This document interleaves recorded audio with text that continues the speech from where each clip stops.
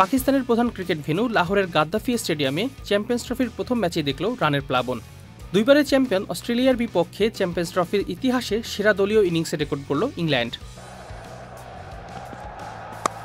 Opener Ben ডাকেটের career সেরা innings ও অভিজ্ঞ জো রুটের ৬৮তে থ্রি লায়ন্স ৮ উইকেটে ৩৫১ রান করে ভেঙে দিল চ্যাম্পিয়ন্স ট্রফির এর আগে যুক্তরাষ্ট্রের বিপক্ষে নিউজিল্যান্ডের গড়া সেরা ইনিংসের রেকর্ড। ২০০৪-এ ওভালে যুক্তরাষ্ট্রের বিপক্ষে ৪ উইকেটে ৩৪৭ রান করেছিল ব্ল্যাক ক্যাপস।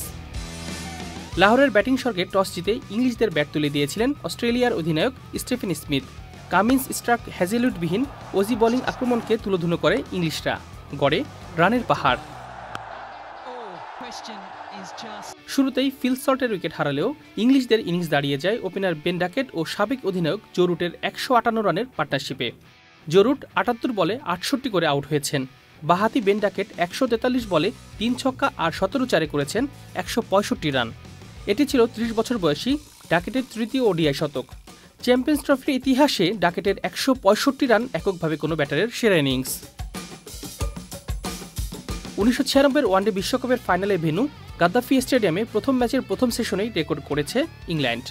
এই রানের পাহাড় টপকে অজি ব্যাটাররা রান চেজের নতুন রেকর্ড গড়তে পারবে কিনা তা দেখতে দর্শকদের প্রতীক্ষায় থাকতে হবে।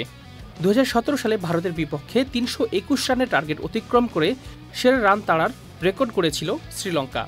রিয়াজ ইসলাম, স্পোর্টস ডেস্ক, চ্যানেল আই। কোটি মানুষের আস্থার ভালোবাসায় ১১ বারের মতো দেশের ১ নম্বর রেফ্রিজারেটর ব্র্যান্ড ওয়ালটন।